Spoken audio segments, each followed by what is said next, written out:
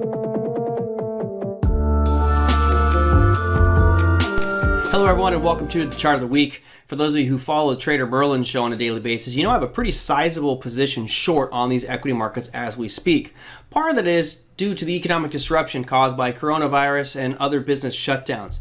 Now, of course, we started to see things get a little bit better here with regards to COVID, but now I think that might be changing. So the Chart of the Week for this week is a little bit different. It's called the return of COVID. Yes, COVID-19 making a big surge. So what I wanted to do is show you some charts here just to give you a little bit of an understanding of how severe this is. This is the 7-day rolling average of new cases, really going from March 1st to June 24th, so very recent. Now, we'll start with our friendly neighbors across the pond, the European Union. You can see back in April, a huge spike up, really peaking in April. But the European Union right now is showing about 4,000 new cases on a 7-day rolling average. That's pretty good. You can see it seems like it's relatively under control. So where does America stand? Well, the good old US of A followed suit. We saw the big spike, started to drop, and then all of a sudden, boom, a big spike. We had 31,000 new cases on a 7-day rolling average in the United States. Well, what does this mean? This obviously paints a very negative picture for the United States right now, because if the European Union is under control, at least for now, then their economy can get back on its feet and start doing business. If ours starts to get any worse, as that picture there shows you, that means we may have to go back and do more aggressive shutdowns and start to close off our economy even more.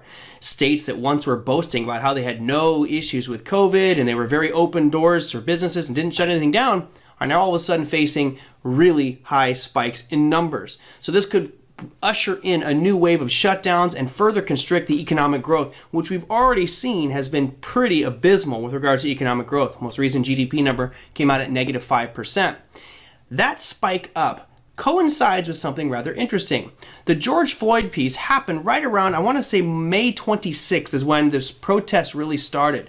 Well, if you fast forward 2 weeks, that really does coincide with this big surge here that you see on the right-hand side of your screen. So I do believe we'll still see more cases of COVID because of all the protesting, all the rioting going on across the US, and that begs the question, what will happen to our markets? My guess is you'll probably see a fairly big sell-off, and that's why we've seen volatility and shakiness in these equity markets over the past week. That might continue, it might not. Of course, we know the Fed could step in and really bail everything out, as they always seem to do. But at least that chart is showing us that the situation is not under control and could potentially be getting worse. And that, my friends, is your Chart of the Week. Now, it's not designed to usher in fear or make you panic, because remember, if we do see those types of slowdowns and shutdowns, there's opportunity out there for us as traders and investors. That's why it's your Chart of the Week.